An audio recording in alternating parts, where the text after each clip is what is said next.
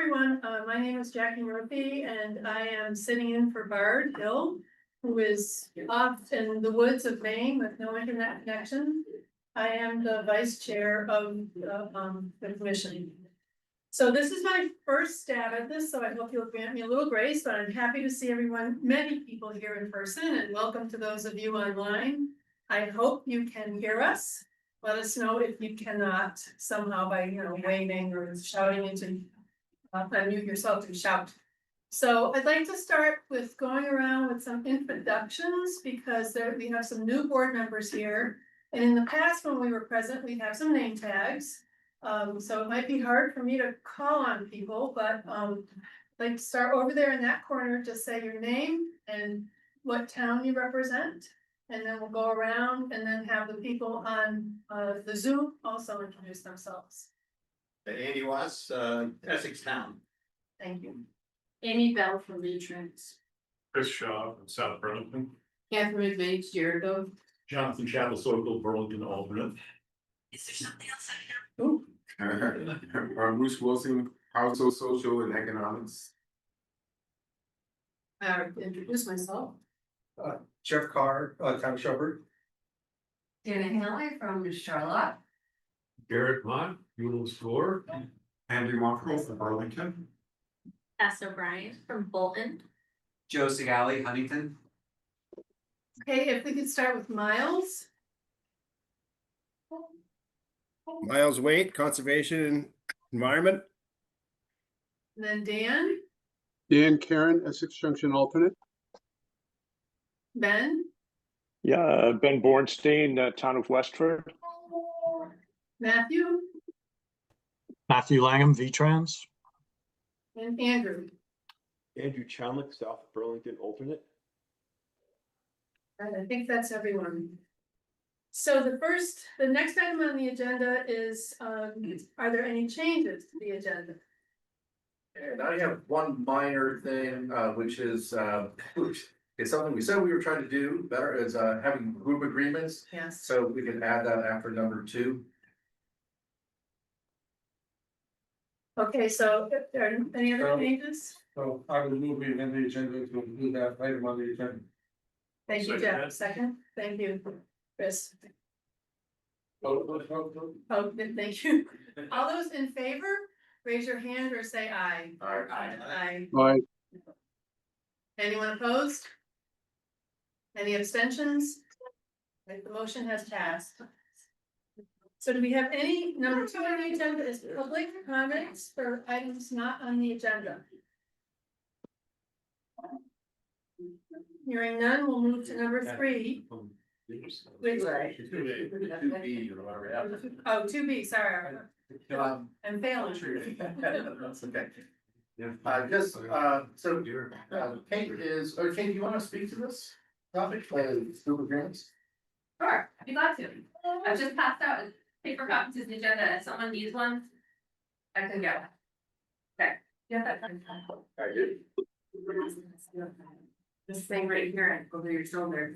Hi, everybody. My name is Kate McCarthy. I'm on staff here at CCRPC.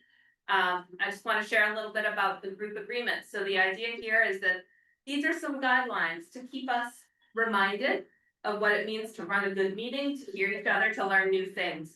And we're trying to incorporate these into all of our meetings as part of our inclusivity work, so that all voices can be here and be heard. So what I'm going to do is read these to you, ask if there are any questions, and then see if you agree. All right. So the first of the group agreements is to be present and ready to actively participate, especially if we're all here together tonight. Engage respectfully, accepting diversity in ability, culture, and perspective. We all come at things from different angles. Use accessible language. Good job already on acronym decoding. Keep up the good work. Focus on interests, not positions. We all care a lot. I really like this reminder. Expect and accept lack of closure. We plan and think and work together over the long term. Listen generously and for understanding. Sometimes you make mistakes, so in cases of hurt and harm, assume best intent, tend to any impact that might have happened. Take space, make space. If you're someone like me for whom it is very easy to raise your hand and have thought, maybe think about creating space for others for whom it takes a little more effort, and have fun and dare to dream. That's why we're here, to think about the future, work together, want it. So are there any questions about those group agreements? So it means we have to be nice. That's, you're reading between the lines. We would like to be nice and curious and all that. Yeah, yeah. Any other questions? Are we on board with these? Thumbs up, sideways or down? All right, Thank you, thank Kate. you. Thank you, Thank everybody. you very much. So item 3 on the agenda, we like to have a couple members of the staff take time during each of our meetings to introduce themselves. Tell us a little bit about them so we get a better idea of who you are. So the first person is Chris Dubin, Senior Transportation Planner. Hi, thanks. Yeah, so my name is Chris Dubin. I'm on the transportation team here. I started in 2012. I moved up here from New Jersey and went to University of Vermont. And sort of ended up staying, loved it up here. So I'm glad I landed a job in planning. My main focus here is running the count and data program here on the transportation side. We do quite a bit of traffic counts for municipalities, for various studies, and state level reporting. I also run the summer internship program that Charlie was talking about. We hire between 4 and 6 interns every year that are sort of in that career trajectory. Again, they assist with these accounts, and we do a lot of work evaluating municipal assets. So we'll look at the condition of your signs, sidewalks, pavement, roll that up into a nice data package and provide that as a service to the municipalities. Another part of my role here in more recent years is a lot of focused on stormwater and water quality. Specifically the municipal roads permit, which seeks to regulate stormwater discharges on municipal roadways.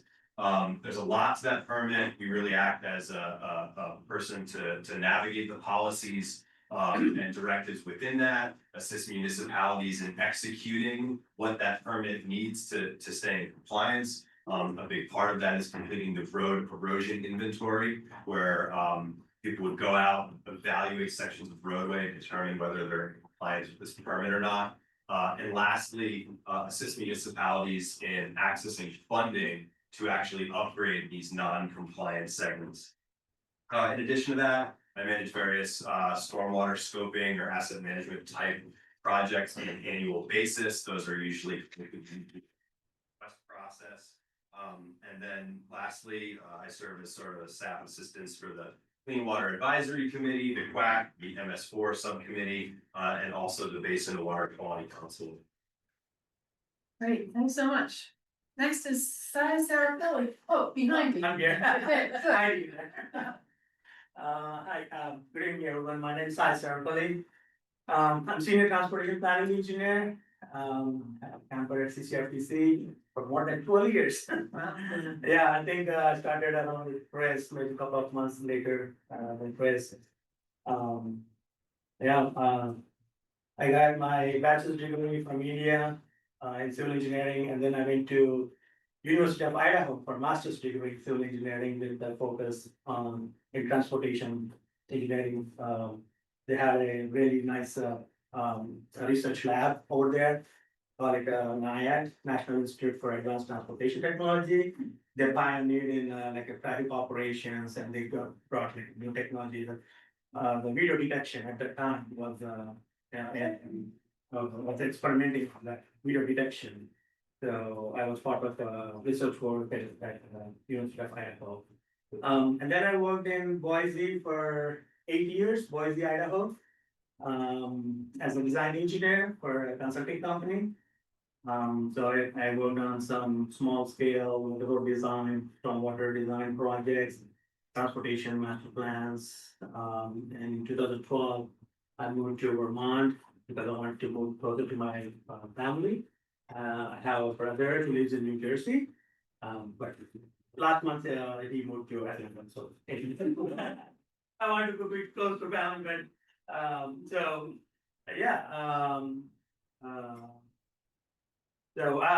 my major role here is to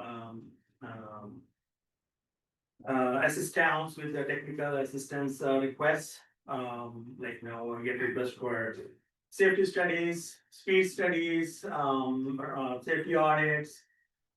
So I work with the press in, like, data collection part, so once we get the data, I evaluate, and then we deliver our recommendations to the town, so that, they can make informed decisions based on the findings. And then I maintain, the regional ITS plan, which is, ITS. It's intelligent. Thank you. Intelligent transportation system, which focuses on technology. So, like, we are talking about connected vehicles and how the vehicles are talking to signals. So that's the technology. I maintain, it's called ITS plan. It's a regional ITS plan. We update that every 5 years.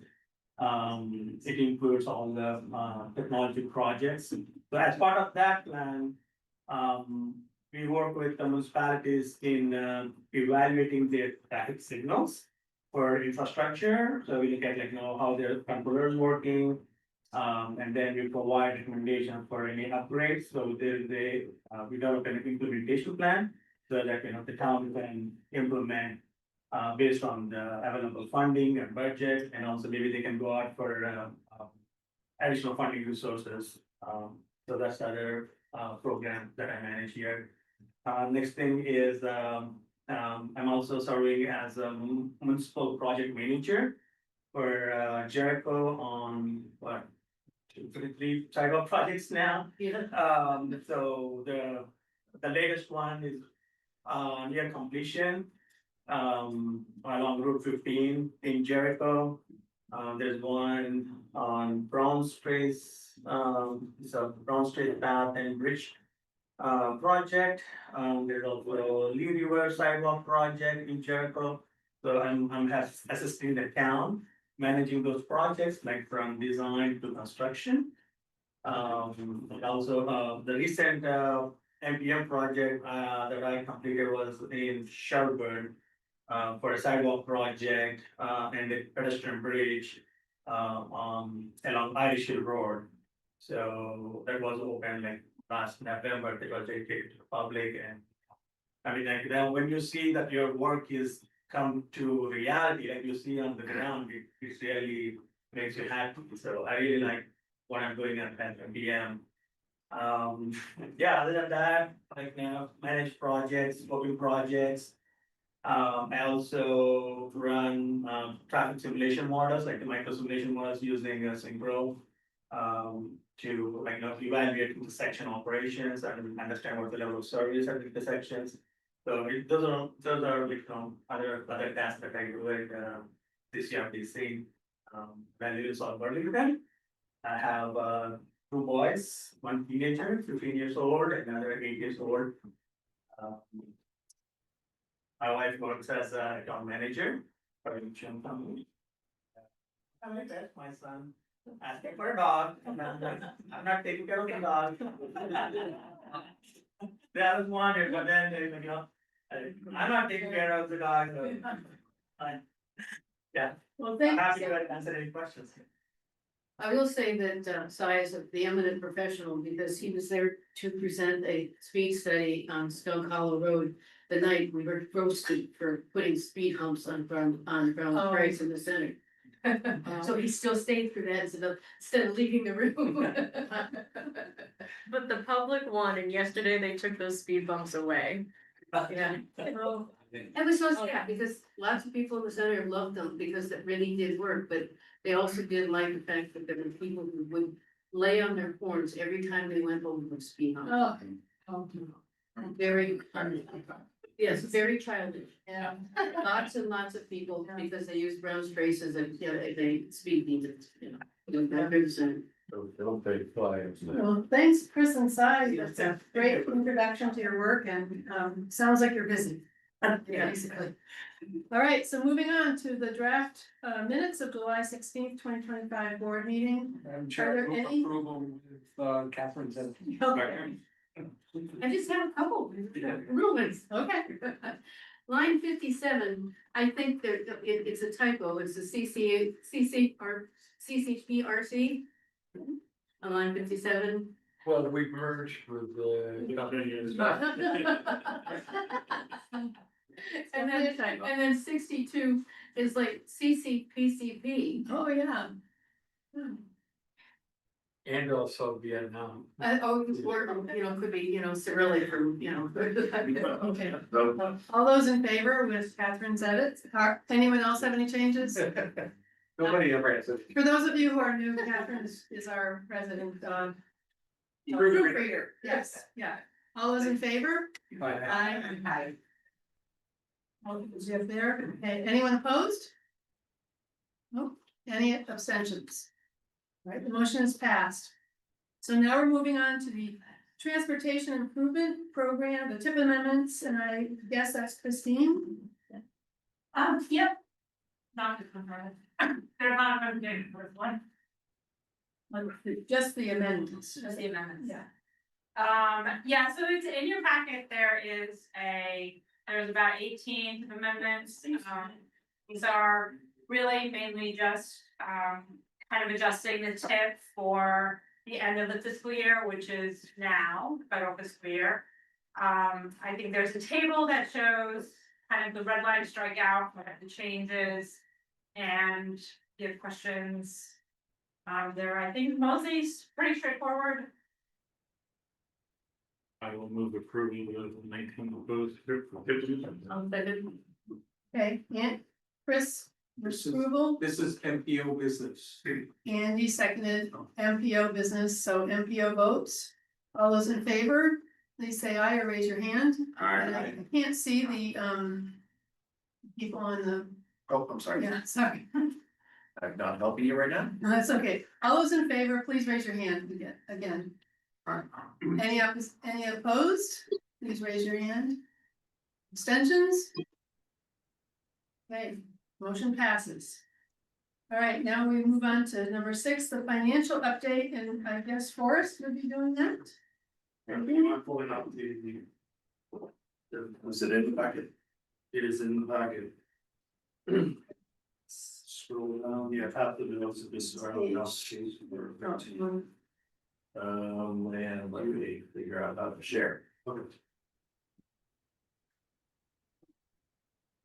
So, hi, everybody, Forrest Cohen, Business Director, for those of you that I don't know or don't know me, gonna go through our preliminary, FY 25 year-end numbers, preliminary because at the time of this report, there were still 3 outstanding, grants that needed to be closed, and that's just based on the fact that those have external consultants that, even though very concerted and comprehensive effort of staff and lots of kind meetings, etc., still takes a while sometimes to get them on. As of today, they are all things, so that's good. And I'm also able to just kind of balance those numbers out, the amount of expenses and the revenue that we have over time, so we can still arrive at a preliminary result. The only thing that will really change that is the V-Trans bill. We usually have a second, sometimes more, but generally a second V-Trans bill, which are just consultant invoices. And if they pull down any more of our municipal match, I'll have a lot more, but it'll be 6 months. So, with that out of the way, let's talk about the balance sheet. I wanted to know if you have about $1 million in cash in the bank that's split pretty evenly between our operating account and checking account. So, I'm sorry, the checking accounts are operating, money market is what we consider to be in reserve.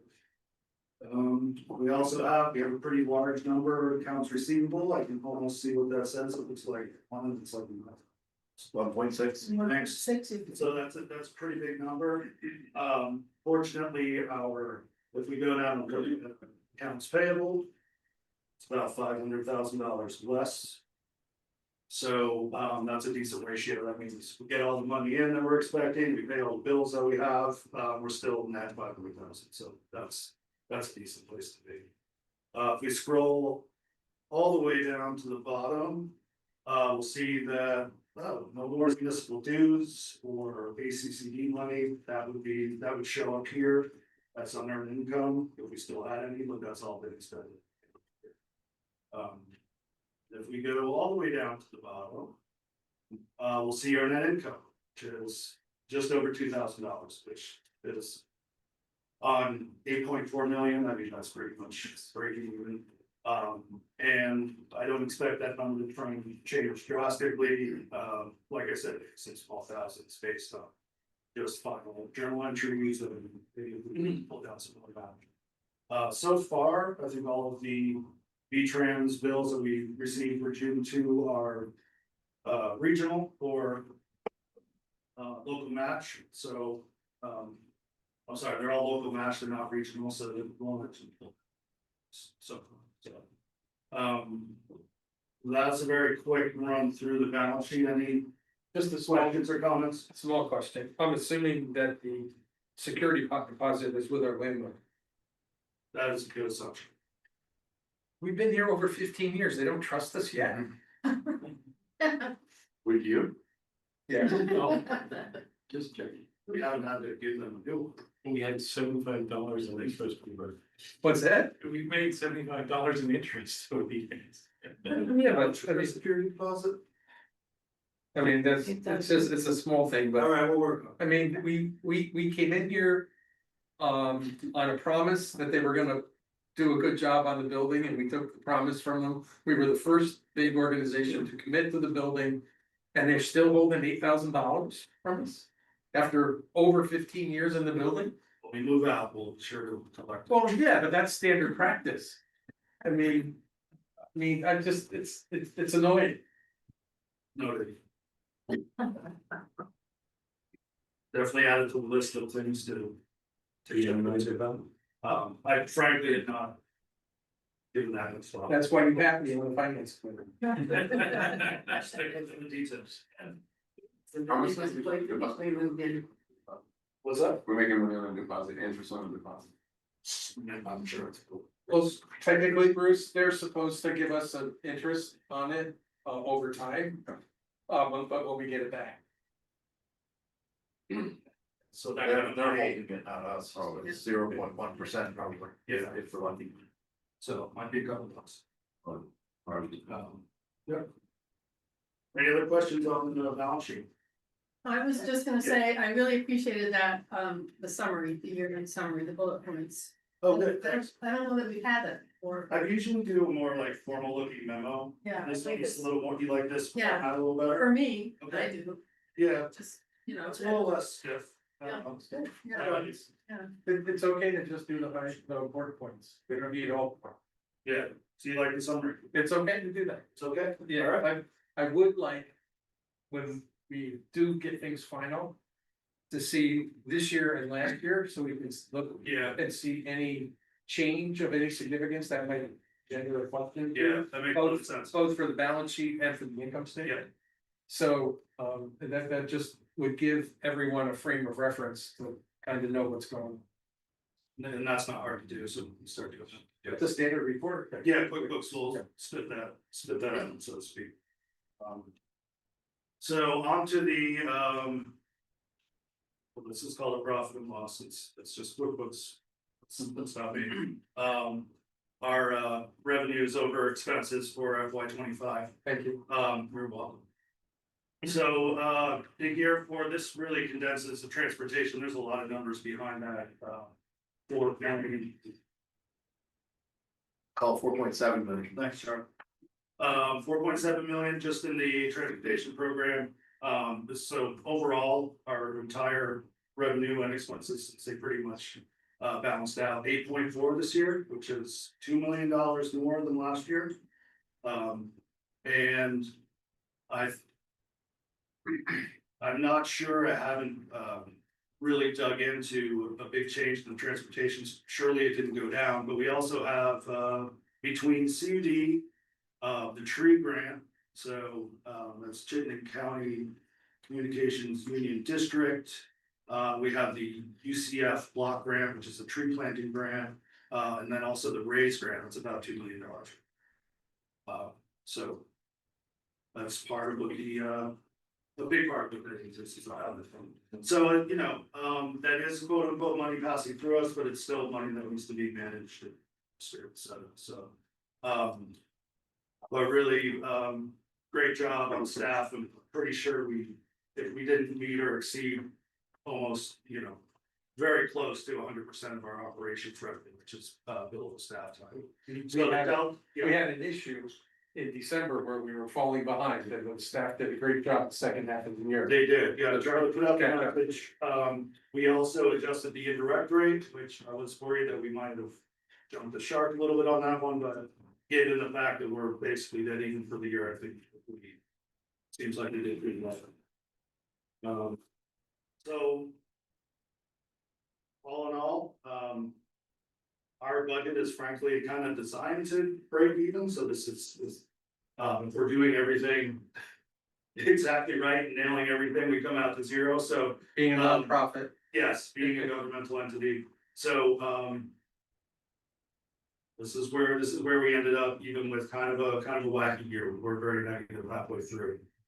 So I think, adjusting the indirect rate, V-Trans was nice enough to accept our proposal to do that. And staff really kind of getting on top of it. Also, too, I mean, there was a lot of internal organizational work that had been done before that, which is billable, important work, but doesn't show up as revenue in this way, so that might have some. Any questions on that? Not quite ready to go into that, okay?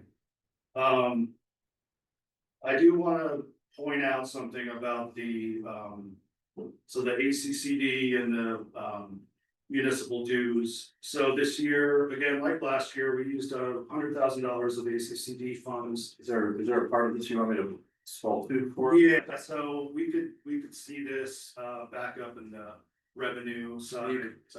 So, go up a little higher, it's gonna be near the transportation, yeah, right here. So ACCD, we expended that fully.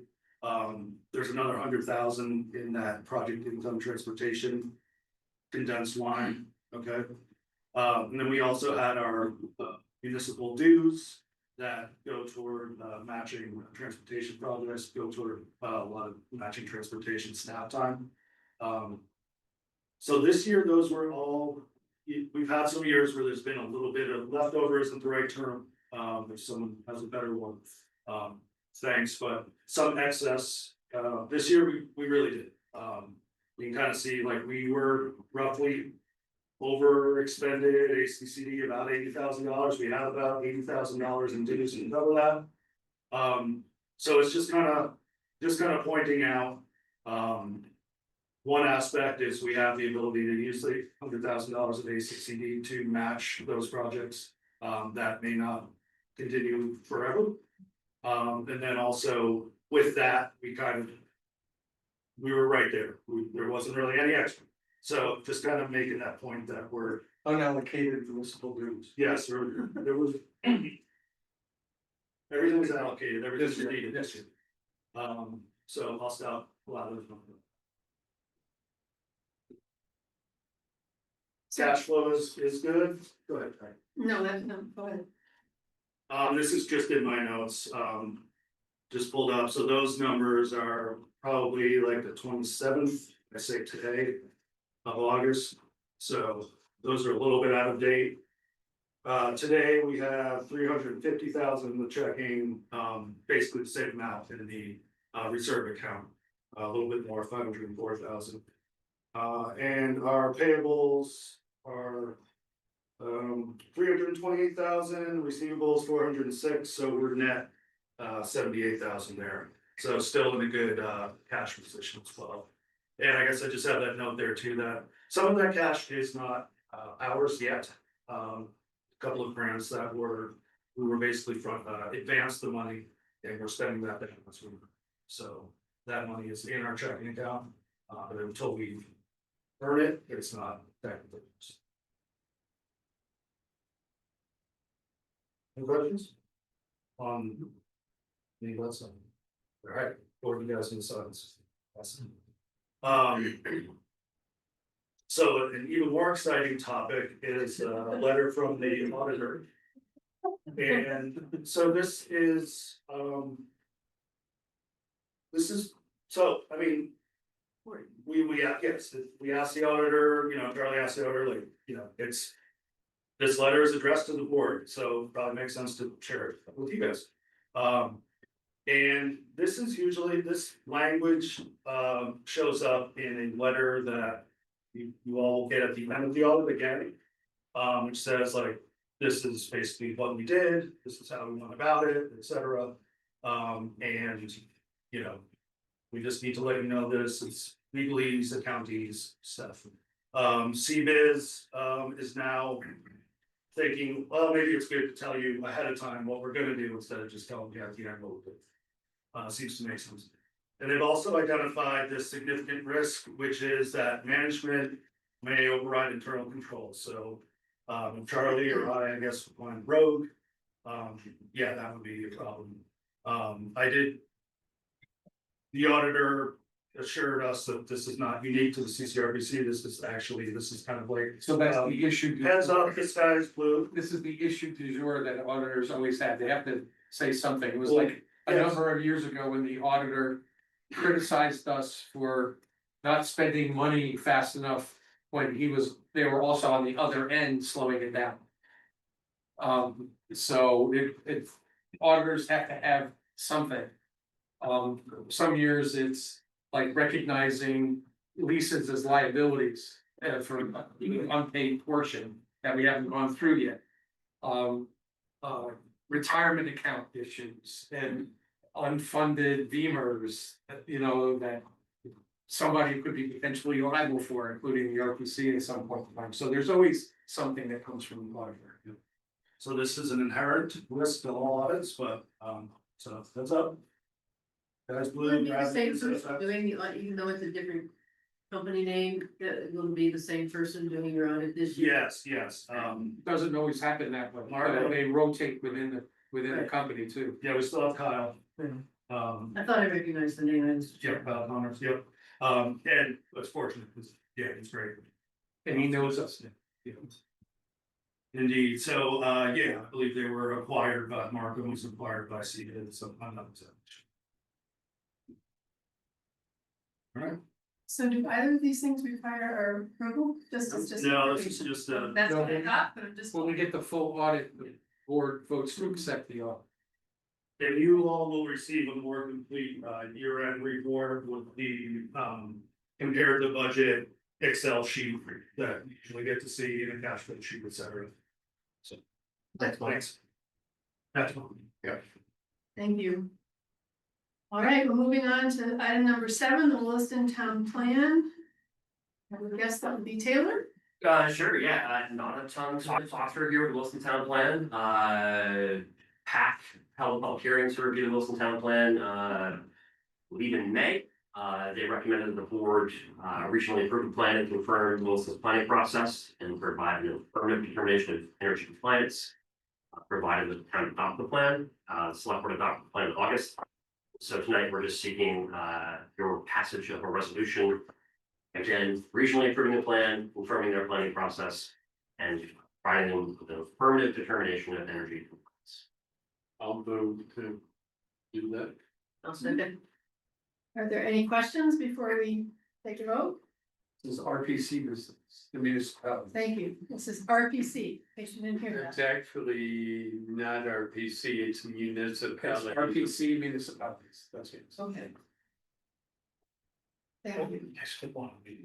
No question, any questions? No questions? Sorry, who's seconding that? Cat. Kat? All right, all those in favor of approving the Williston Town Plan, please signify by raising your hand or saying aye. Aye. Any opposition? Any abstention? Okay, our approval has passed. Moving on to the draft committee appointments. Yes, that would be you, Charlie. Yeah, sorry, this is a really dense, page. And. Well, this is still shared. There's actually, two pieces to this. One is every 2 years, the board needs to vote on the regional board members. And you see, who we have here, yeah, Don Eaton, and I'm sorry, there's an error there. There should be, Austin Davis should be the alternate on the industrial business side. Sorry, I neglected to add his name in there.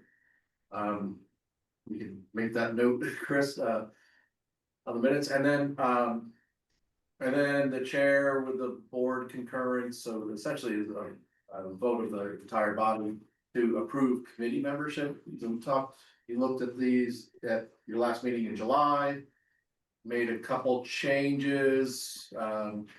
I can't remember what those changes are. So I think I should be added to the UPWP. Is that on now? If you're not on there, it definitely should be. Yeah. Did I miss that? I apologize. Yeah. Good. That's why I was surprised. I thought I was Chris, and then I saw, oh, maybe I'm not, but Chris confirmed. You I am. you definitely are. Okay. And maybe it's some of the wording in the bylaws say it's the vice chair, chairs at +3 to 5, so, and so a couple of you volunteered, hopefully I got. If you had wanted to join a committee meeting at the July meeting, I captured that properly. I know Tess, I think you volunteered for the PWP committee, the work program committee, and John Kingston Waynesburg did also. Yeah, so I think we're just at a point, if this is correct, of approving these appointments. Hi, would it make sense to appoint me as Chris's alternate to the Planning Advisory Committee? I'm sorry, was that Andrew Yeah. speaking? Could you speak up just a little bit? Oh, sure. Yeah, I'm wondering whether it makes sense to indicate that I'd be Chris's alternate for the Planning Advisory Committee. Yeah, we've not typically had an alternate for that, but yeah, what's your pleasure? Charlie, isn't it that alternates can serve on committees? Absolutely. So they don't serve as the alternate to somebody who's on the committee, because they could be in a appointed position as That's right. well. Did you hear that, Andrew? Yeah, You could okay. serve on, I see. would you So like to do that? okay, I thought there was some alternates named in the other committees, but that's fine. That's because they're an alternate, but they've been assigned to the committee. Right. Oh, As an alternate member, you can serve on a committee or a subcommittee. I see. Okay, well, I'm happy to serve or not, so that I can retract my comment. I think we have a volunteer. Yes. Raise your hand. Don't let him get away. I'm just not sure where we have an opening, it's a problem. Yeah, I know, yeah. After being on the board of development for so long, I've been moved off. Thank you for that. So I'm sorry, who made the motion and second one? Indians. Catherine, yeah. Catherine was first. All right, then all those who approve the board assignments, please raise your hand or signify by saying aye. Aye. Aye. Any opposition? Any abstentions? Yeah, I think it's passed. This is fine. Okay, we're moving on to number 9, the transportation, the 2026-2029 Transportation Improvement Program presentation and the Board of Public Hearing. Christine? You wanna have a seat? Yeah, she's gonna take my seat. Okay. I did somewhere. Let's. If I remember if it was. There it is, you just had it. Was it, is that it? Yeah. Is that what you want to take? That's the tip back. Yeah. Oh, yeah. Is that it?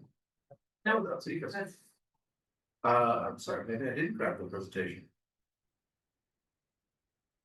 Give us a moment here. there it is. Got it. That is.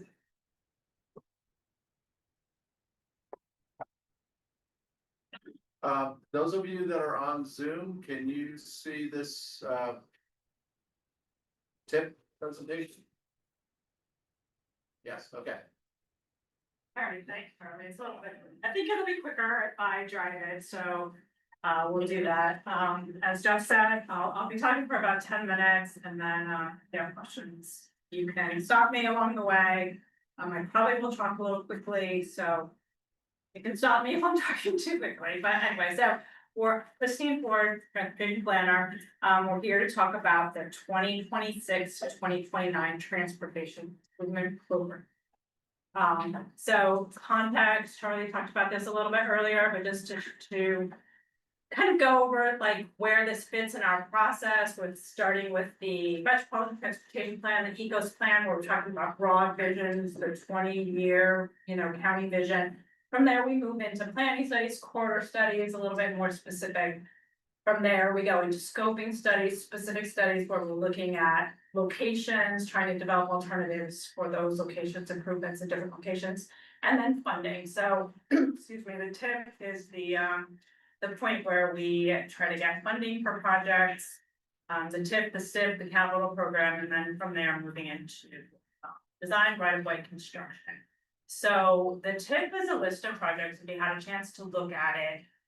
It is fiscally constrained, which means that it's based on the funds that we actually expect to come to Chittenden County. It's not a wish list of projects, it's a list of projects that there is actually funding to implement. It must cover at least 4 years. It must be updated at least every 4 years. We typically do it every year. And it authorizes the obligation of federal funds. And as I was putting this presentation together, I did put this little asterisk because I always look at like, how do we explain obligation? It's a little bit of a term that's a little bit confusing, but yeah, I think that the AI says that federal obligation is a legally binding commitment of federal funds that creates a liability for payment either immediately or in the future for the purchase of goods or services. So what happens with projects is that the funds are actually set aside for those projects. So obligation will happen before expenditure. This will not line up exactly with expenditure of projects, so the schedules will be a little bit off. But it will in the end be the same company. So projects get on the tip. We have this continuing comprehensive transportation planning process between the state, the MPO, and Green Mountain Transit. That language is in the federal regulation, continuing comprehensive transportation planning process. So that is what we do. So projects have to be ready to move forward. They have to have completed or nearly completed the planning process and be ready for design. So when we talked about fiscal constraint, so the tip actually kind of ties up federal money, federal obligational authority is what they say. And if it can't spend it, then some other project that can spend it should take place. Projects need to be ready to go. We need to have funding. We've talked about that like 3 times already. And in order to move forward, the projects also have to be in the transportation capital program. Transportation capital program is V-Trans's budget. V-Trans is the implementer of most of the projects, so they are listed in both places. The TIP and the STIP is the State Transportation Improvement Program, are federal documents. The capital program is a state document. So the TIP there's 3 sections. Section 1 is an introduction, just talks about what it is. There's a discussion of performance measures and how the TIP will help us help us move towards performance goals.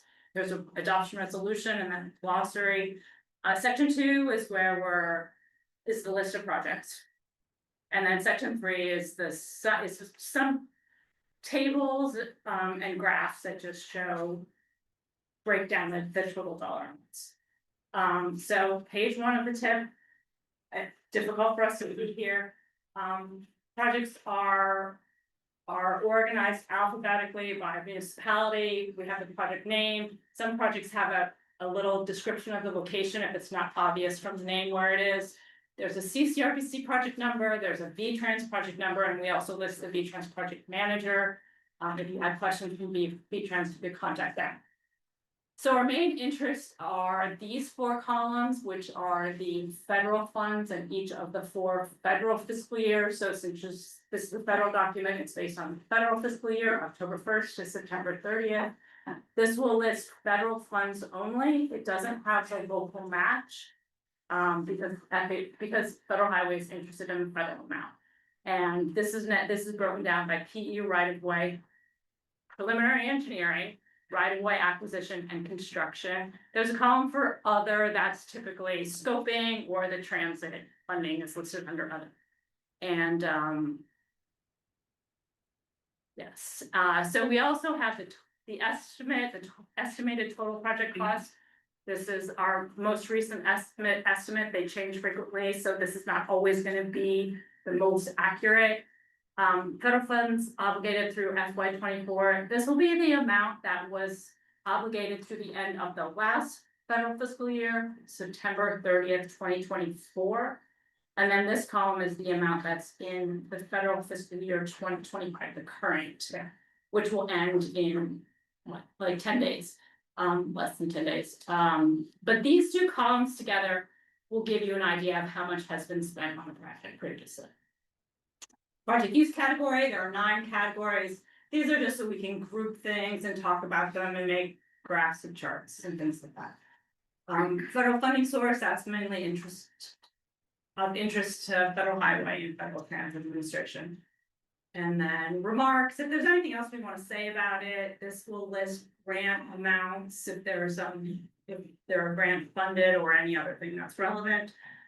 There are some comments in this center section. This one says funds to be obligated in FY 25. That means that this project is going to have the last of the funding obligated this year. So we expect September 30th, 2025, all the money that the project needs has been already obligated to it. Remove. This project is going to be removed. I left it in here for this version so you can see which ones are going, but these are projects that are finished. And then there's this comment circle alternative project. We do still track the circle alternative projects. I'll talk about that at the end of this presentation, but those are identified as well. So this is the amount. There are 91 projects listed in the TIP. 83.7 million in 26, 91.7 million in 27, 67.2 million in 28, and 66 million in 2029 for a total of 308.7 million. So just to give you, that's just a number. So this chart shows how that compares with the TIP amounts. This is the amount that as adopted in each of the past 10 years. So what you can see first from this chart is that the numbers jump around a fair bit. The TIP is not based on a set dollar amount, but projects as they advance through the planning process that are ready to spend money. Second thing that you'll really notice is the 23, 24, 25 took a big jump and were a lot higher than the previous years. Those were years that we had several large projects, which we still are working on. Champlain Parkway, X16, X17. There was the US Route 2 bridge over I-89 in Richmond. There were some paving projects, the US 2 paving, Richmond and Bolton. US 7 paving, Charlotte to Burlington. So just several large projects that happened at the same time. Christine. Yeah. I'm wondering, like, so are these obligated amounts? These are not obligated amounts. I do have that. I do have that chart if you want to see it. Well, so what are these then? These are. These are the amounts. These are the amounts in the TIP as well.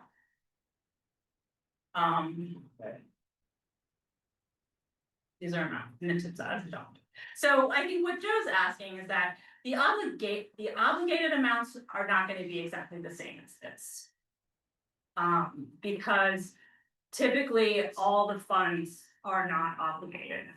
If you want to see I'm going to interrupt myself. I made this chart for the tag and then I thought it was confusing. So this chart, this is the same chart, but the hatch numbers are the obligated numbers. So this is confusing. So is it that the obligated is the amount above the obligated, that funding's not there? Yeah, so, yes. So, so for instance, in this year, glasses. So in FY 23, there were some number of projects that were not ready to go. And so they did not obligate the funds. I think some projects like FY 22 was higher than what we expected. So, I'm gonna go back.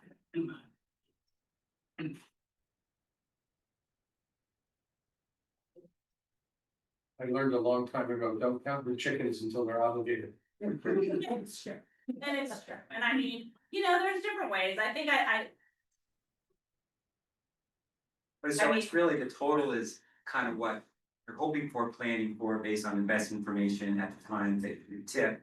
Then the obligated is the amount of money that they actually commit to based on good information at the time. And then is there another line below that, which is like what is actually spent? I think the assumption is that the obligated funds are eventually spent. I don't think that is something that is trackable, or at least. And we always go through adjustment, we have Constantly. either minor tip amendments or major tip amendments almost every month. So there's always developments where these numbers change. Right. Almost every month. But so for the years where the obligated amount is lower than the tip amount, what makes up that gap? The gap is then spent elsewhere. In this. If they go to somebody, you go to some other part of the state for like the Bennington projects or something like that. Yeah, I mean, I think that, with these very large totals, and sometimes they're higher knowing that they're not actually, that some of the projects might be delayed in those years. You should have seen the totals when we had to start highway. Christine, for the big South Burlington project, at the bottom of page 27, top 28, you have the BP 117A, east-west alternative, the bike pad bridge. And the boxes for fiscal year 26 through 29 don't have anything. Correct. How does that work in that specific instance? So if you will recall, one of your tip amendments tonight advanced all of the unobligated funds for that project moved into 2025. So what that means is now all of the federal grant money has already been obligated. So now it's set aside for that project. It doesn't necessarily translate to shovel and ground before 25 is up as far as. No, now it's just in account, not really an account, but essentially to think about it as a like. In this, I was gonna say, the same way Market Street for South Burlington, thankfully now open, was earmarked by Senator Jeffords back in 2004-5, and it's laid there for 10 years as obligated $5 million funds. Thank you. We don't have earmarks anymore. I said earmarked. I didn't use the proper name. Well, but now it's obligated. Yes. I mean, you can see up the next slide, because I think this is just listing the grant funded projects in this tip, which we have quite a few. Which accounts kind of for the continuing large totals that we have. The Main Street Williston Road Bridge has 2 separate grants, the RAISE Rebuilding American Infrastructure with Sustainability and Equity, and build better utilizing infrastructure to leverage development. Burlington has a couple of earmarks for their Cherry Street and reconnecting Maple Street through the mall. It's not you asking to be unmuted. Ask to unmute. You might have to think. Yeah. Doesn't he have to do it himself? Yeah. Yes, Okay. can you do it? And you look like you're unmuted. It's only that your cursor is over there. Okay. And as the person running the meeting, you could ask him to unmute if you wanted to. Yeah, he's out. Okay. Just checking. Okay. Since he's the school side stiff person. Are we good? Or,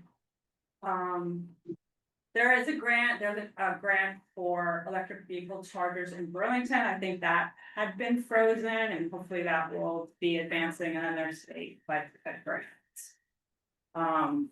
So as I said before, there's 91 projects and we can't really go through talking about all of them. So if there's anything specific that you want to talk about, this just highlights kind of the categories.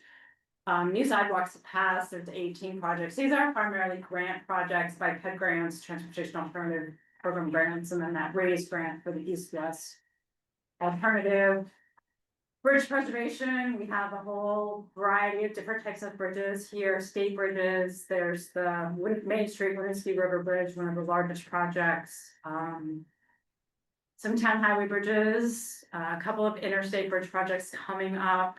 Intermodal, one project here, the parking lot in Colchester, that's gonna be the location where they're staging for the Exit 17 project. So this will be 2027.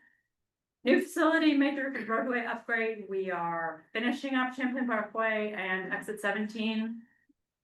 So those will be done. Railroad Enterprise is still kind of to be determined. That's a project in Burlington. And then also an Exit 12 improvement is to be determined. To be Is that developed. Bezel Diamond? Is that what the That's what that stands for. I think it's still in the planning phases, so I don't know if that's something that we can count on or, you know, they'll definitely. 16. Yeah, no, yeah, exactly. That was the number one crash put in place in the state. Paving, always a lot of paving project. We have some large interstate paving coming up, 116 paving, Frankfurt to South Burlington is finishing, I think in next year. 2A will be paved St. George to Williston, US 7 Milton, Route 15, Colchester to Essex was there. So roadway corridor improvements, this is just defined as a project that's more linear than kind of an interstate project, so. The Church Street side streets, that's the one we were talking about with their 2 grants that they got for that. Reconnecting downtown Burlington, we're using both of those 2 names for it. The Exit 16 DDI, Susie Wilson Road. US 2 improvements that are in the to be determined. And I say about the church, the Burlington, Church Street, Gilmar. How much was that? It is.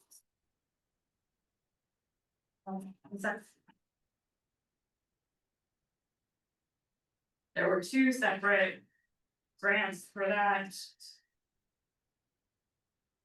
12 million congressionally designated directed spending and 22 million raised grant, so a lot. 34 million. Safety traffic. Is there something? No. Bad for you. Safety, traffic operations and ITS, these are mainly intersection projects, 15 of those, and these are, improve safety is what they commonly do.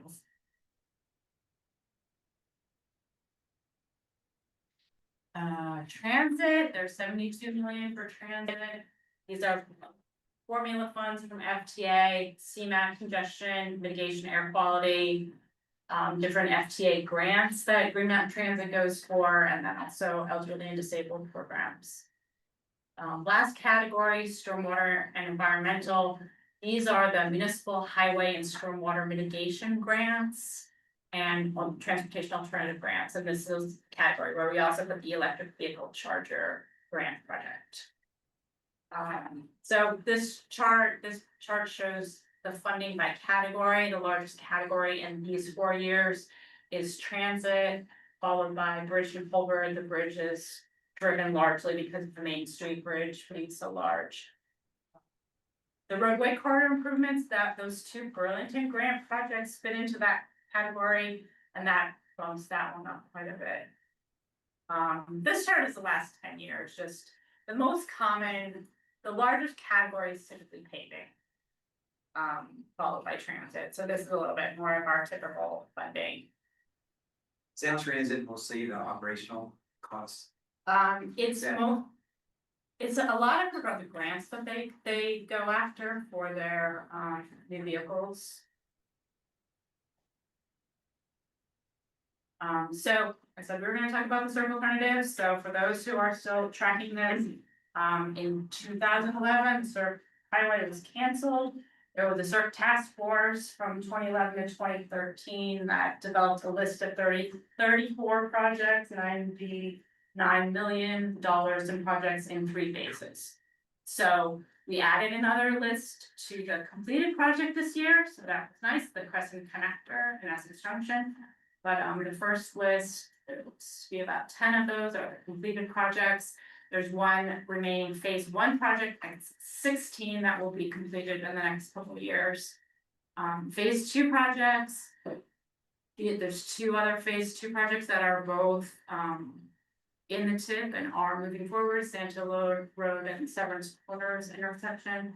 Phase 3 projects, these are all in the TIP and moving forward.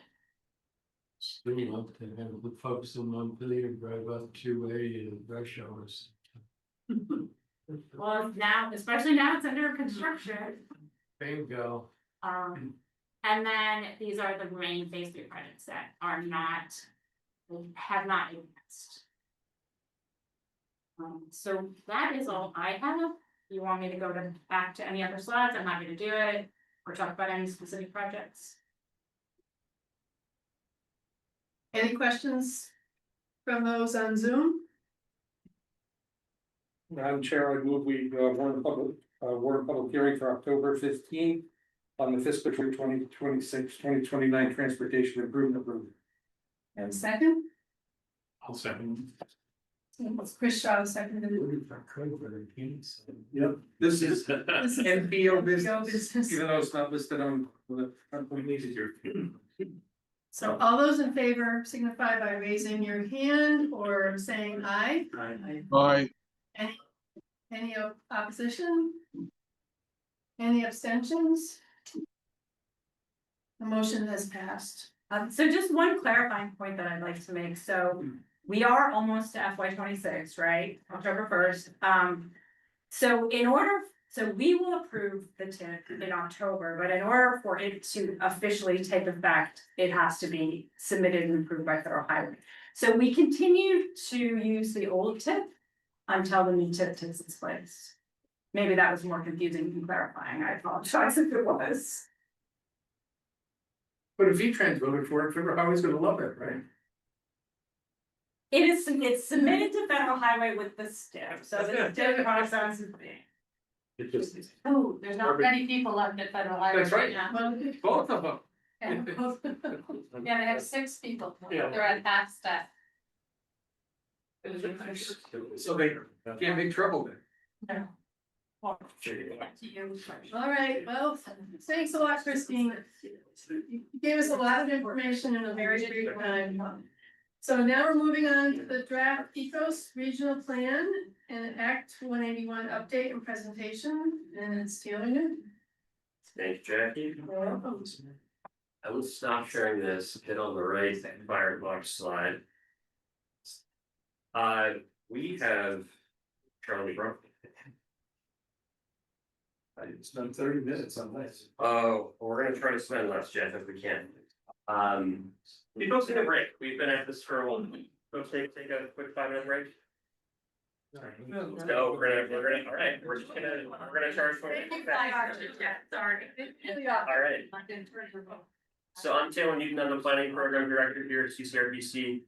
Along with Sarah Muskin and Kate McCarthy, project lead on the development of the 2026 Ecos Plan. Tonight, we're gonna try to prep you for a decision in October. That decision is to submit this plan to the LUR, the Land Use Review Board, for pre-application review. Before I jump into my presentation, I'm gonna have Dana say a few words about her participation on the Long Range Planning Committee, which has been working on this project. Dana. Yeah, so the Long Range Planning Committee has a few tasks, one of which is to shepherd regional plan updates through the process. And so we've been working on this for about 4 years, with a few pauses to work on housing targets and outreach to underrepresented populations and the long range. Or the long, wait a minute. The land use, the regional land use plan. And we're pretty confident that we've met all the statutory requirements in terms of both content and process. We've done a lot of engagement, our staff especially, tons of work with municipalities. It's the process has been unique in that because of 181, there's been opportunity for really an unprecedented alignment with municipal land use plans, future land use plans, regional, and then the land use board, the LURB, which is going to be in a position of approving those. So there's like this sort of alignment where everyone is going to agree on the future land use maps. And that's gonna enable a lot more alignment and better planning and investment in the work. So as Taylor mentioned, the committee is recommending that the board start the process with the land use with the LURB in October. We would like to begin the pre-application process. The LURB process is sort of a two-tier thing where you first go in for a pre-application process. And then after board approval, you go in and you get the full approval. So we really need the board to start that in October, and then we will proceed on with the board process. Thank you, Dana. So yes, the long range planning committee has recommended that the board take action in October. They did have one caveat, which is related to the municipal housing targets. I'll talk about that in a second. We're gonna be in good shape, nothing to worry about. We just need to rework the numbers a little bit. We missed some data on some mapping, but we're gonna fix it.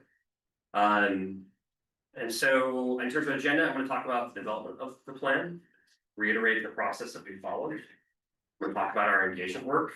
You guys have seen and heard me report out from that over the course of the past 4 years, but I'll do a quick summary again. Then we're gonna talk about the plan itself in terms of its structure, major changes from the 2018 version, and then we'll talk about the future land use map, the housing targets. We'll also talk about supplement 3, which is our environmental benefits and burdens analysis. And then we'll talk about next steps for the board, not just for next month, but over the course of the next few months. To remind ourselves what ECO stands for, it's environment, community, opportunity, and sustainability. We've been using this branding, this tagline since 2013, when there was a comparable, if not maybe even a little bit larger, push to create a regional plan that was very collaborative. And so sometimes we forget what ECOS means, but just want to remind the board, this is our branding, and these are the keywords that were picked back in 2013. The ECOS plan itself is really 4 plans in one. It's the regional plan. It's also the CEDS, the Comprehensive Economic Development Strategy, that we jointly approve along with our partners in Central Vermont, Addison County, and in Rutland County. It's the Metropolitan Transportation Plan, and it's the Enhanced Energy Plan for the region. Back in 2013, we combined these plans into one, and we decided to do adoption of a new ECOS plan every 5 years, and that's because the CEDS and the MTP both require adoption every 5 years. If you've noticed, 2018 was more than 5 years ago. And so back in 2023, we adopted a new CEDS and a new MTP because those plans were going to expire. Now we're taking those adopted plans and incorporating them under the ECOS plan itself. This slide talks a little bit about why. As Dana mentioned, we've been working on this project for 4 years.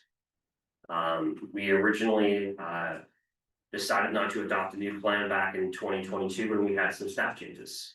Regina left to go be city manager in its junction. We were understaffed for a time. And so we delayed the plan a year. In 2023, this is around the time that our seat was forming. Our staff decided, that we wanted to spend more time doing engagement specifically with underrepresented communities and to incorporate that feedback into the plan. And so we decided to delay one more year. Then last year, Act 181 passed. And Act 181 required us to adopt a new regional future land use map.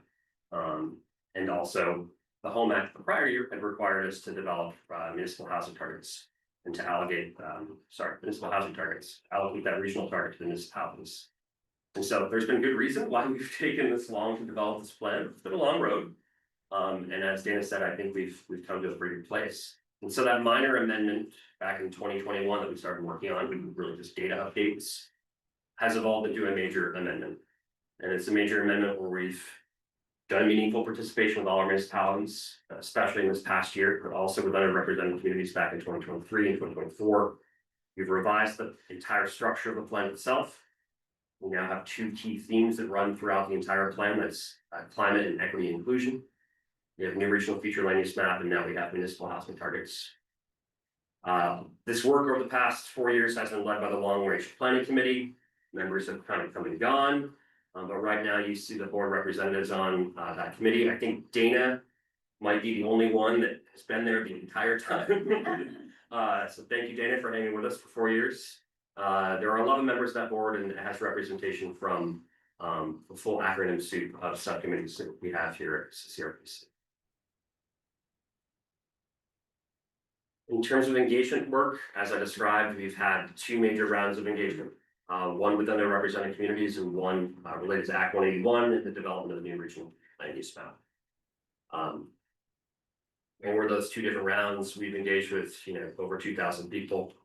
A lot of that round 1 work was focused on very specific communities, and I think our staff is probably most proud of our 6 focus groups with folks that speak languages other than English. We've been able to maintain connection with some of those groups and help focus groups in the second round of engagement as well. And we're thinking about how we can continue that work even when we're not working on a plan. All this work from those 2 rounds of engagement, I know we're a little technical, so I'll try to move it a little quick. What did we hear? We heard a ton. And we tried to summarize that in a whole variety of reports, which can be found on the ECOS engagement page. But you can also look back at the board minutes and board presentations on the board website, or July 17th, 2024 and May 21st, 2025. If you want to go back and get a more complete summary of what we've heard. I will stop here real quick though, to talk about how we've summarized the Act 181 work. We have some regional summaries, but also want to point out that we have municipal level summaries.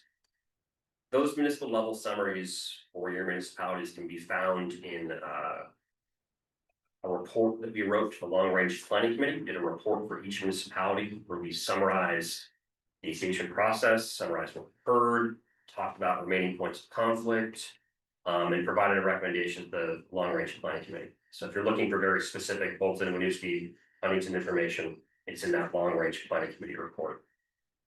At the bottom here, you see the summary of all the different kinds of events that we held over the course of our Act 181 engagement. At one point, I think in June, we estimated 140 plus events and meetings. I think now we're probably well over 150, 60 perhaps. So it's taken pretty much half of all the land uses time over the past year to do this work. Really 5 or 6 of us half time, and then it's involved probably over 10 or 12 staff. Almost everyone here in the back row has had a piece of the work on this plan over the past 12 years. Or 12 years, 4 years, excuse me. It does feel like 12 years sometimes. It feels like 12 years. 4 years. In terms of structure of the plan itself, the current plan is structured where we have 8 overriding strategies and associated actions. And then we have 17 separate goals and related indicators, data points where we can tell if we're meeting that goal or not. This was designed to be really cross-cutting, to not operate in bubbles, but it also is a bit confusing to explain to the general public. And so we try to simplify. And so the new structure is to incorporate climate change, equity, and inclusion throughout the entire plan, every single chapter. And to have a chapter per goal, so those 17 goals have their own little chapter. Actions and indicators are both related to the goals themselves. The plan also will have an interactive website. I'll have a couple of slides on that in a bit. But it really should be kind of the digital version of the plan itself that'll live online. The plan also has 7 supplements or appendices. It used to be 6, we added one this year. Says 2, but we took away the old supplement 3, incorporated in the plan. That was really the demographic data of Chittenden County, incorporated that in the plan. We replaced that with supplement 3, environmental benefits and burdens analysis. I'll talk more about what that is in a second. Supplement 1 is our engagement process. It's just a summary of all the work that we've done. We think that's especially important now because the Land Use Review Board wants to know that we've done meaningful engagement with our communities. So we spent a lot of time documenting what we've done. I think it sets us up really well for that Land Use Review Board review. Supplement 2 is the crosswalk. That's where our own staff just make sure that we're meeting all the statutory requirements. We've got supplement 3, I'll talk about today. Our SEDS is supplement 4, our MTP is supplement 5, our enhanced energy plan is supplement 6. Melanie led the way on developing that way back in 2022. And then we added the new supplement, which is housing data. And this supplement is going to talk about how we developed our municipal housing targets and some other housing estimates that are now required in the plan that are new. And please feel free to interrupt me. Let me know if you have any questions as I proceed through this presentation. In terms of summary of major changes, we've reformatted the entire thing. So if you take a look at the board website, you click the link to the plan, you'll see that it looks completely different. That's all Emma. Emma redesigned the entire plan. It looks tremendous. So please thank her for that when you see her. We've added an introduction to the plan where we've simplified our mission to be very paragraph length. We've made a couple sentences. We've added a land acknowledgement, and we've done that in cooperation with the Vermont Council on Native American Affairs. It's a start. I think in the land acknowledgement, we really acknowledge that we don't have much relationship yet with Native peoples here in Vermont. So it's just kind of setting the basis for building that relationship over time.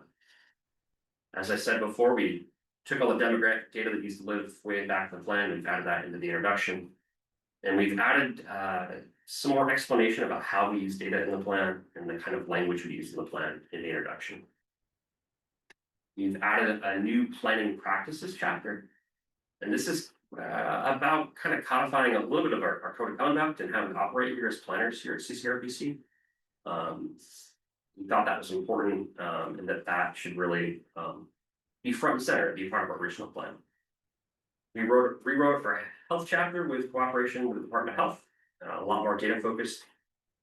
We revised all the plan goals, all worded a little bit different, hopefully more action oriented, but overall no major policy changes. So as you read them, you might notice they're a little bit different, but the policy should be the same. Completely updated the enhanced energy plan. We got all new energy data from Department of Public Service a few years ago. That's all incorporated here. We've incorporated actions that came from that 2023 Metropolitan Transportation Plan SEDS. And we've added a lot of actions directly related to climate adaptation and inclusion. A lot of that came from our engagement back in 2024 with underrepresented communities. Other changes related to the Home Act Acclimated 1, we have a brand new regional land use map, have municipal housing targets. We have supplement 3 where there's been a change to statute where now plans need to have a goal that the region try to equitably distribute environmental benefits and burdens. So this supplement was looking at better defining what are benefits and burdens in Chittenden County, where are they, and is our regional plan creating a situation where we're creating too much burden or too much benefit in certain areas? How do we more equitably distribute them? I'm going to have Ann Nelson talk about that in more detail in a second. And as I mentioned, we added that supplement 7 related to regional housing data. We did remove some things too. We took away that education chapter. It was pretty short. It didn't mean a ton. We tried to incorporate that in the infrastructure part of the plan. We took away the climate change chapter because we really wanted to have that climate change theme throughout the entire plan. The context supplement went away, that's the demographic data. And we did a lot of work trying to remove duplicate actions. You know, after we developed the 2013 plan, we added on to it in 2018, there was a lot that was kind of the same. We really wanted to focus on saying in action one time. Any questions so far? Do not expect you to read this slide, but this is 17 goals for the plan. Presentation will also, or actually has already been posted on the board website. So if you want to go take a look and read the goals, that's an easy way to do it. We also have a new regional future land use map. The old map is not in here, it's in the other conference room. It looks almost the same. Color's a little bit different, we have more categories now, and it looks almost the same. And that really is because it's a reflection of municipal planning work. At least to the extent that we could, fully grab onto that and use it. And so from our perspective, it does a little bit more nuanced job explaining what future land use is here in Chittenden County. We'll not go through this slide again, but just as a reminder, the new regional future land use map comes with certain benefits here in certain categories related to the state designation programs. So now our map will decide the geography of those designations. Those designations go from 5 down to 2, center and neighborhood. And there's also potentially some up to 50 exemption benefits, depending on what land use area you're in. And speaking of, one more slide, I'll get to that. In terms of major changes to the map in the iteration that we released back in March and today's iteration.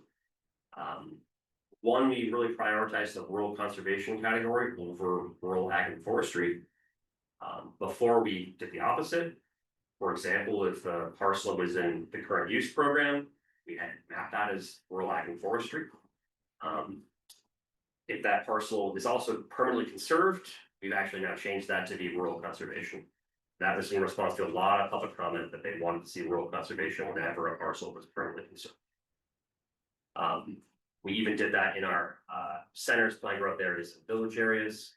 We also decided to add an overlay, a crosshatch overlay showing floodplain river corridor over the entire region. Which is a little easier to understand what flood risk is, at least map flood risk in the county. Not on there is long range planning committee did make 2 relatively big changes in the region when they reviewed the map. One was to take the global foundries property in Williston and change that from planned growth area to enterprise. I just better fit in the enterprise category. We were stretching the definition a little bit. Williston's fine with that change. In Colchester, we made a change for a village area down to transition, but it wasn't quite connected to a center. For Colchester to explain why we made that change. I think we're in a good spot where we understand each other now. I'm not sure either, but we're getting there. I do bring this up though, just that, when the board submits this plan to the land use review board for pre-application review, we're gonna get comments on the map and they may ask us to make changes. And so it's important that all of us know that it's gonna continue to change and we may need to explain that to our municipalities over the next year. There is online map viewer. We added the new disclaimer language there in response to some public feedback to try to better explain how the map is supposed to be used. Melanie also added descriptions of land use categories in the left side panel, so it's easier to understand what you're looking at.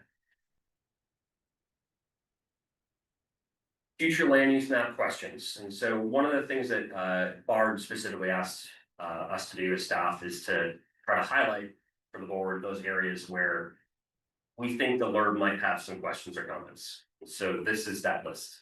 I didn't get more specific than just naming towns. But I can do that if you're interested in if your town's listed. I do want to specifically talk about emerging centers though. I think Charlie's mentioned this at past meetings. Downtown centers and village centers. We felt like we've applied the statute, mapped those areas where there truly are centers in the communities.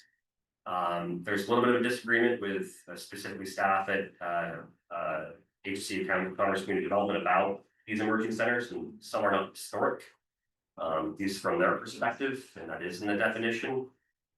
So I think that's gonna be a conversation we'll learn about some of our centers, specifically in South Burlington, Colchester, Essex, Shelburne. It's gonna be a conversation about, not too many, just some. There's gonna be a conversation about, do we truly meet the definition or not? Should they get a little smaller?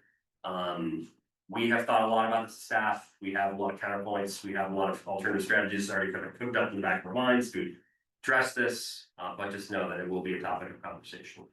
Karen, does the ladies review board have the final say? Yes.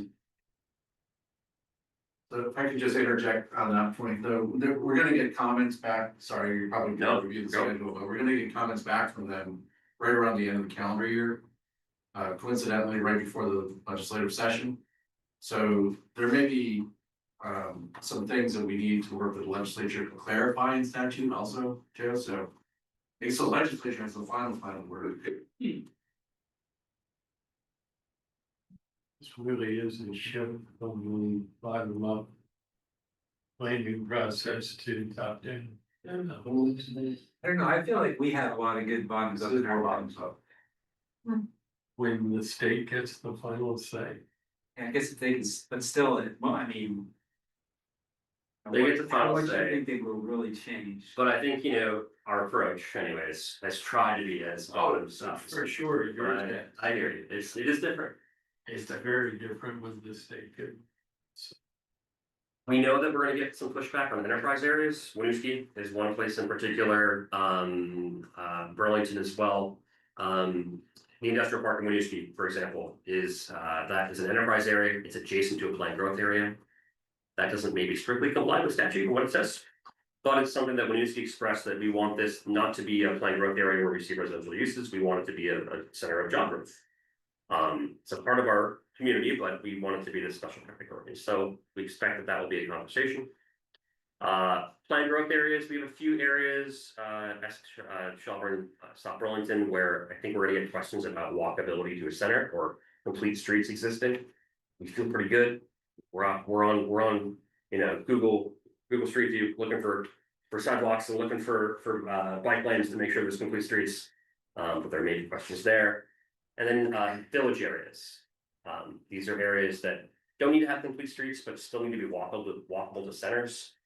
Just given our suburban growth pattern between 1960 and the 2000s, we have some areas that may have water, may be planned for housing that pretty much fit within a village area from our perspective. But may not quite be walkable to a center. And so there's going to be conversation about village areas. Any questions? Just like to add that the Vermont Natural Resources Council is a participant in this process. And they've hired professional planners to comment on the plan. And they may have comments on future land use map. Yep. And we should be aware of that. Yeah, to that point, Charlie, Kate and I met with the NRC staff end of July, early August to talk about the regional land use map, talk about its development, and just give them an overview of why, what is what. And they said that they want to participate in the LURB pre-application review. They'll participate in our formal adoption process, possibly even the LURB adoption process next summer. Not scared about it. We've been very transparent with them. They've been very transparent with us. But they will be riding along with it. So and they may not be the only nonprofit that does that. Ready for folks to be around. That's okay. All right. Side note, just in terms of tier 1B opt-ins, 12 of our 19 municipalities have opted into tier 1B. Some just partial geographies. We are the only region that has had municipalities opt in for partial geographies. That has always been our interpretation as staff, but that threw the LURB for a little bit of a loop when they found out. But they've worked with us. They've said, okay, if you're gonna do that, that's fine. But when URPC submit the tier 1B application, you have to explain why you're not creating some sort of environmental burden. You have to show how this partial opt-in isn't somehow being exclusionary. We feel like we can do that definitely with Winooski. There's really good reasons why it's partial. Westford Bend, we're gonna try our best. I think we can do it too. We are the only region that's doing this. We'll address it next summer after our pre-application review perhaps, or maybe even in the spring, if we need to think about Winooski and Westford either going fully in or housing targets. So I mentioned earlier that the Long Range Planning Committee's recommended that you guys continue the adoption process and submit this plan to the Learn for Pre-application Review in October. The one caveat being housing targets. We just used the wrong sewer layer when we did some calculations for Essex specifically. And so we had a little Essex Williston problem. We're going to fix it. It's not a big deal. We're going to end up with targets that look pretty much like the draft targets that you see here. I will provide you folks with revised housing targets at your October meeting. The reason why housing targets are being revised is, if you remember, with our mixed and urban municipalities, our Jericho's, Essex's, Willistons of the world, their municipal housing target allocation is based off the map.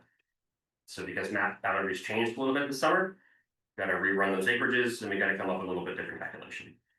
So the split between those mixed of urban and rural municipalities is going to change a little bit.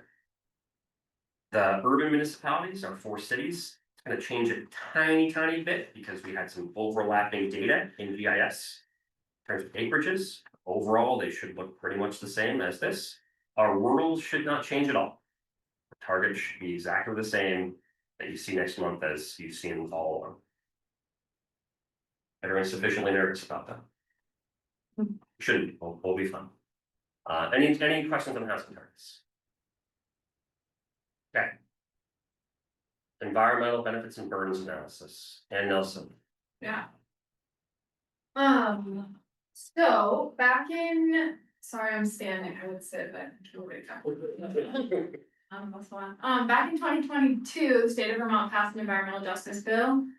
And in that bill, they outlined a definition of environmental justice, a definition of environmental justice focused populations, and definitions of environmental benefits and burdens. And as a part of that bill, as kind of an arm of that bill, now when regional planning commissions update their regional plans, we now have to assess how changes to our plan impact the distribution of benefits and burdens. So that was written into Act 181, the future land use map bill. The state is in the process of figuring out how to do a statewide analysis of benefits and burdens, but they have not done it yet. So they have these definitions and they have this goal, but they don't have a process yet established. They're hiring a consultant to do that work. In the meantime, we've had to figure out how to kind of do it ourselves for this regional plan update. I say that because in 2 years, we might have to update our whole entire methodology based on how the state decides they want to do it. So anyways, in order to do this, we started with identifying where environmental justice focused populations in Chittenden County are. Almost all of Chittenden County, based on the state's definition, is flagged as an environmental justice focused population, which makes sense given the state of Vermont is not very diverse and most of the diversity is centered in Chittenden County. So that definition was not super helpful for us, but also meant that we had to do this analysis for pretty much every single municipality in Chittenden County.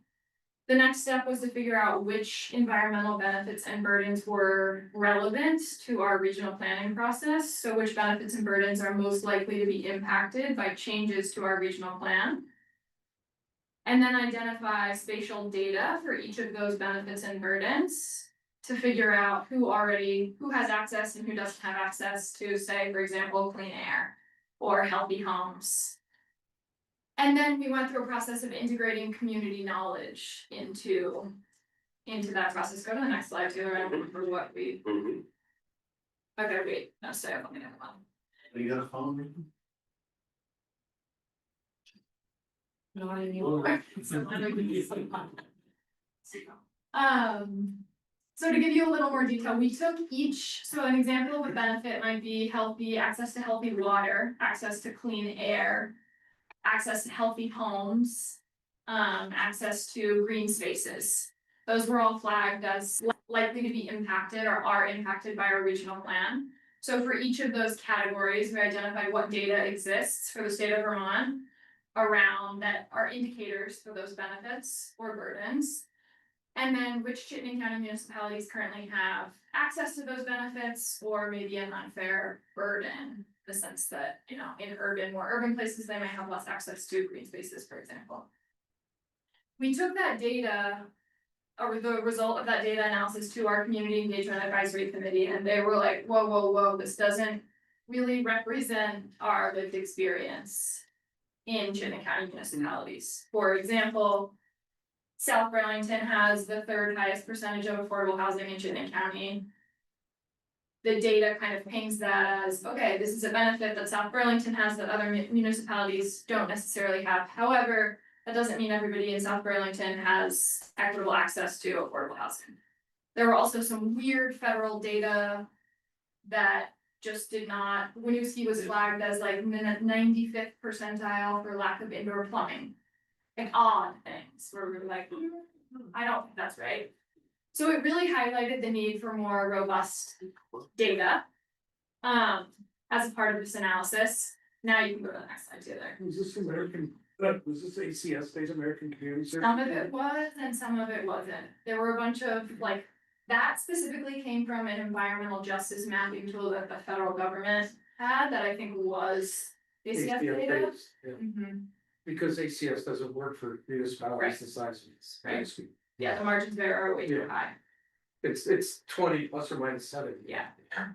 So we figured out we actually have a really hard time doing purely a data analysis of the distribution of benefits and burdens because there's so many holes in the data.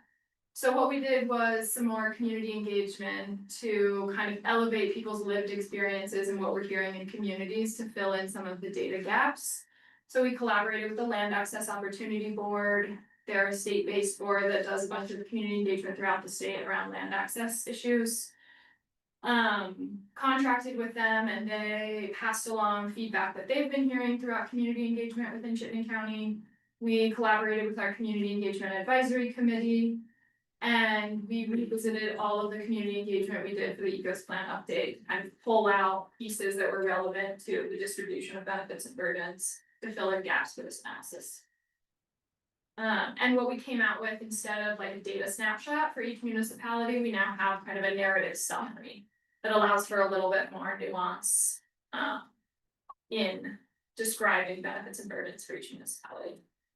If you look at anything in this analysis, like the summaries are actually really good and really meaningful. So I really encourage you to look at that. But it's heavily dependent upon who we spoke to. Definitely, and even staff writing those summaries. Yeah. Yeah, I think in my opinion, the most helpful part of that analysis was at the end, we have like a looking forward section, which is essentially our lessons learned. And questions that came up, kind of flaws in the data that we found, community concerns that were flagged throughout this process. And I hope that we elevate that at the state level so that it's supportive in their effort to do the same thing statewide, because they're gonna run into the same issues. And similarly within municipalities, once you all start figuring out how to do this analysis or some version of it locally, so I think it will trickle down. I hope those questions and kind of our lessons learned can help just at least push the process along. Is there like a bottom line to this, like or a headline? I mean, it's benefits and burdens, like where do we land? Where does the plan land? Is it good or it sounds like maybe we don't have enough information to quite know yet. I mean, I think overall, and this slide kind of gets to it, like every single chapter at this point has integrated equity into it. And so I think staff have actually already done a really good job of thinking about how does each of our chapter further the distribution of that resource in a more equitable way. I think, we have a long way to go in terms of having like a really robust understanding of the nuances of what populations have access to what benefits and burdens, because we just don't have disaggregated data at this point. But I think at a high level, this plan does a good job. Yeah, my takeaway.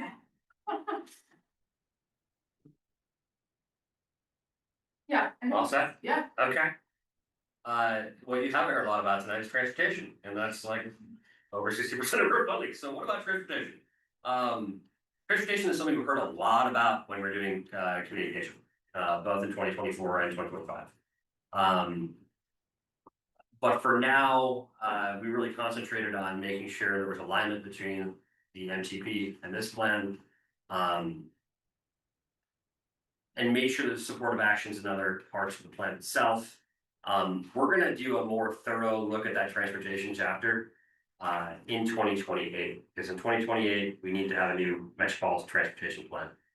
And that new metropolitan transportation plan is going to include an update to the regional transportation model that will factor in the new regional future land use maps and the municipal housing targets. And so it's at that point in time that we think that we're going to spend a lot more time refining that transportation chapter. That also means that, I know we haven't adopted this yet, but we're going to amend the ecosystem plan in 2028 to incorporate a new MTP in a sense. So we'll start working on that as soon as we adopt this in June or May 2026. Any questions on transportation?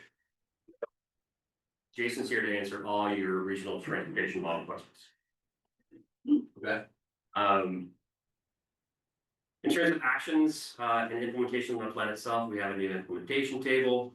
I just want to highlight a couple things that are new here. One is that we've defined a CCRPC role for each one of our actions, either as a lead organization, as a partner organization, or as a supporting organization.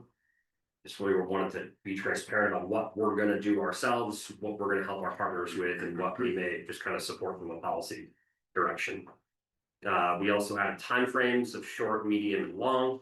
Short is 1 to 3 years, medium is 3 to 8, and then long is 8+. So beyond the time frame of this plan itself. Staff is going to work with our long-range planning committee this fall to establish priority actions, like a top 10 list. That's in the current ECOS plan, but we really didn't have time to do that yet. And so we're going to do that this fall, and we'd like to incorporate those priority actions after your first public hearing in January, February 2026. ECOS plan website. Emma was going to present on this. Emma cannot attend. I'm going to try to fumble my way through it. And Melanie, oh, Emma, are you here? She is here. I'm here. Emma? Sorry about that. Yeah, I'm here, Taylor. I'm happy to jump in. Sorry about my video. I've just got a sick kid. So hi everyone. Just to jump in, yeah, so we have created something that's been happening simultaneously with the creation of this new ECOS plan is the creation of a new ECOS plan website. So we think that's really great and important because it gives folks a different way to access this information that is in a lot of ways better than a static PDF, which we will also have, but this website is a better way to display that information as well. So just really briefly, it is organized into 17 different pages, which coincide with the 17 different chapters that we went through already.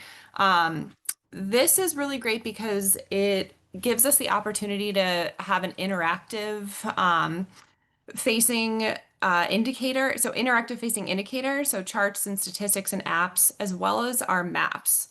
So the ECOS website is actually built on the ArcGIS hub. And so using that platform, so the map integration is really seamless. Taylor jumped in earlier talking about the implementation table.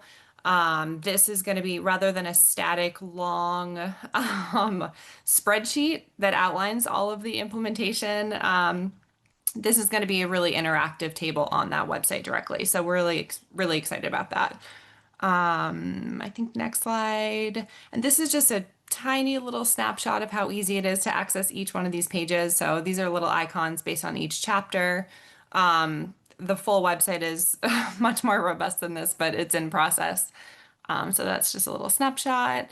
And yeah, just a little bit of a reason behind this. This is something that we've been looking into doing for many, many years. And so it does increase the accessibility of the plan tremendously. We'll have a lot of translation opportunities in each chapter. The web-based plan is easier to access for everybody, as we all know.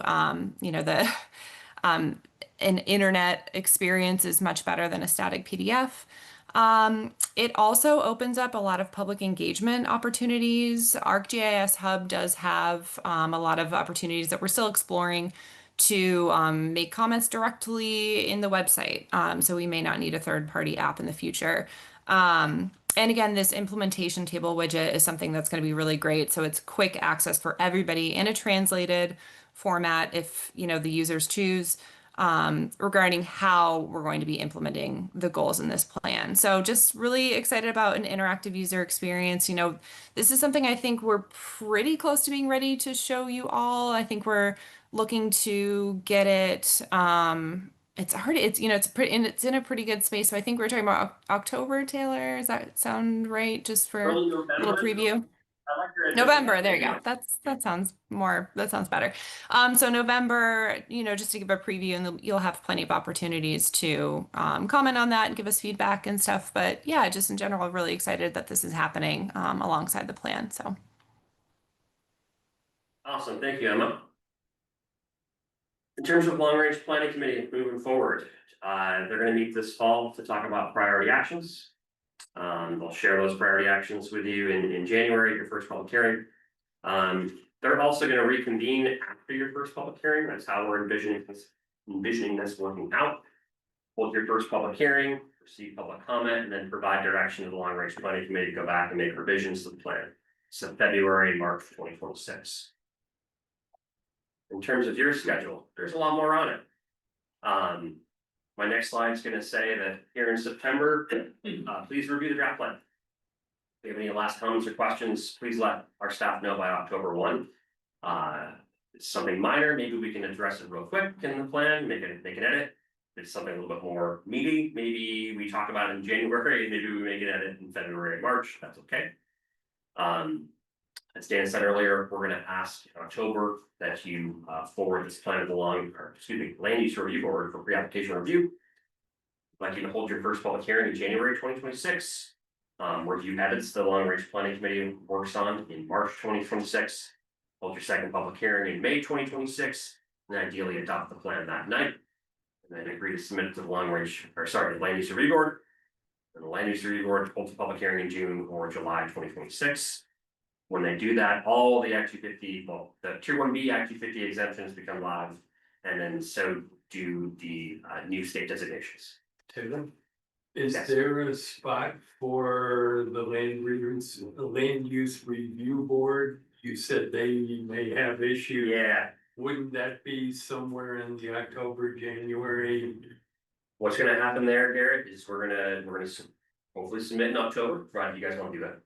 We're gonna get comments back right before Christmas. And then we're thinking at that first public hearing, we can share those right before Christmas. But then review them in more detail at your first public hearing in January 2026. Okay, so just wondering. You're gonna see it. Was a slot for that. You're gonna have a very busy meeting. Is that your UPWP document? You specifically mentioned the Essex concerns. When will we hear about those and where those fit into this that we have to respond? I already talked to Catherine Sonic about it. So we're in communication with her. We're gonna have revised municipal housing targets for those mixed urban and rural municipalities. I'm hoping next week. Okay. They should look pretty much the same as they did before. We need to bring those to long range planning committee, make sure they're comfortable with the changes. But I can follow up with you too individually, just to make sure that everyone's feeling good. Right.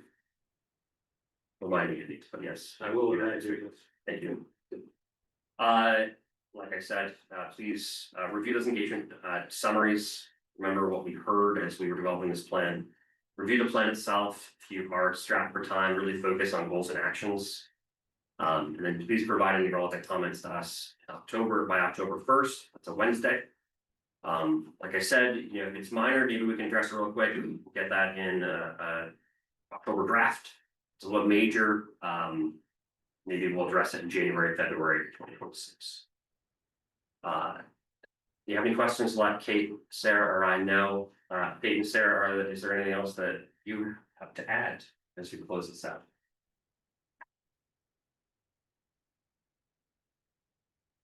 Thank you for your patience. It's been 4 years. It's been almost an hour presentation. I appreciate your attention. Thanks. Thanks, Tim. Jeff said 30 minutes. I know. It was supposed to be very strict. What happens when we first? It just shows you, Paul, don't have. We do have a couple more items before we can adjourn, so, Ann Nelson, do you have anything to add to the community outreach and engagement update? It was in there, it's in our packet, everyone must have read it. But, do you have anything to add?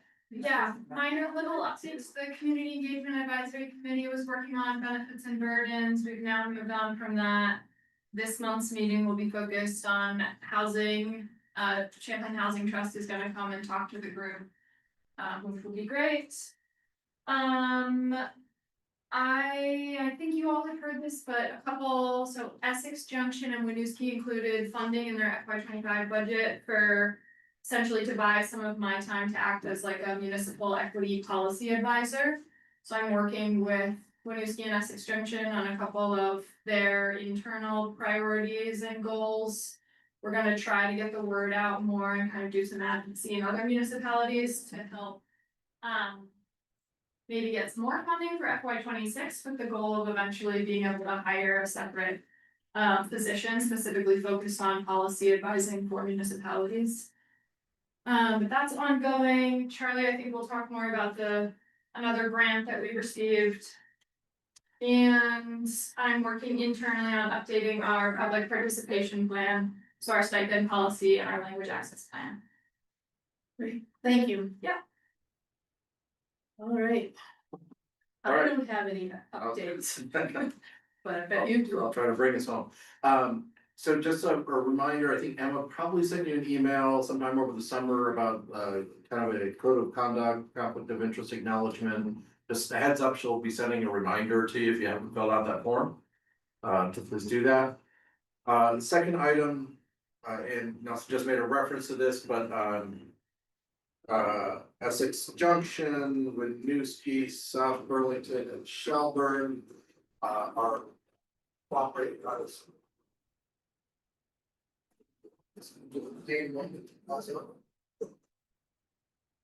Those are windows. But sorry, I know there's gonna be another one in 30 seconds, but they got about $350,000 from the International City County Manager Association. That's what ICMA is. For The gates, right? I'm sorry. Septo gates. I think the money behind ICMA was from the Gates Foundation. I don't know if it was Melinda or Bill or both, or however that works now, I don't know. But they got money from the Gates Foundation. Yeah. I feel safer. Pausing again for the plane to pass over.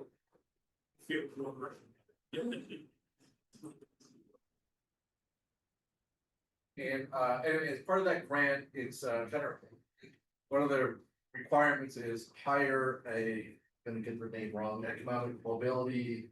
And opportunity special assistant. Yeah. So, which is a mouthful. So we've been working on the job ad, and so, but ICMA is paying for it, the towns are coming up with a little bit of a match. To pay for the benefits and stuff, so there's no cost to the other towns. No cost to us, essentially it's getting paid for by the grant or between the towns, so. Another acronym for us, EMOSA. I don't even think we're gonna use the acronym, so we'll just. Another acronym for us. So I just wanted you to be aware of that, job ad might be going out sometime in the next, probably within the week. Yeah, so, heads up on that, and ICMA was kind of funny about it, because they were like, they just have been, so far anyway, they keep using this. We want you to hire somebody for $100,000 salary. Which is a funny position for them to take, but that's, just don't be surprised when you see that, that's the position, those kind of what they've been saying in the grant terms the whole life, so. So that person will work here, that's. The person will actually work with it in the 4 towns, so they won't have an office here. And it's employee of CCRPC. But it'll be a CCRPC employee. I think I mentioned probably a couple months ago, we've done something similar with the zoning administrator for Underhill and St. George.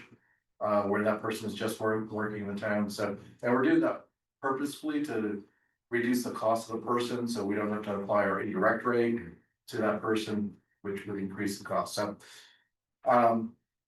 Any other questions on I that? have a question. So, obviously, what we're getting out, when we're getting from that, I want to, we were putting $400,000. What are we getting out of it? We're providing service to our towns. So, that's what we're here for. And I understand. Yep. No. I mean, we, $100,000. That person will also focus on some like community engagement and outreach efforts that may end up with tax saving with some of these current. That's good. Yeah, and I do think those 4 towns are kind of interested in moving some of the kind of, I'll call them equity related, efforts that we've identified in the plan, so. It is all kind of fitting together there. Next item is just, you may remember, I think it was back in June, VLCT co-hosted a kind of select board chair forum. We hosted it in the South Burlington Senior Center. At the end of that meeting, there was kind of a request. I can't remember how many of you or if how many of you were there, but you were there and you requested, I don't think that we do that again and provide an opportunity for like the select board chairs to get together and just share experiences and maybe commiserate or whatever is needed at the time. I put quarterly here. I don't know if it'll be 3 or 4 times a year, but we're gonna try to schedule that for the end of October. So just a heads up on that. That's all I've got, Madam Chair. Thank you. Okay, so the committee and liaison activities and reports, there are links. You can look at those if you would like. We urge you to do that. And finally, Jeff. So moved. Okay. And I'll second it, but All right. I would So- like us not to forget on the agenda to put a members items. Like, on the agenda. Do you have a members item? No, but occasionally I do, and I know other members would too, so we need to go back to that practice of putting members items. Thank you. So it was Garrett.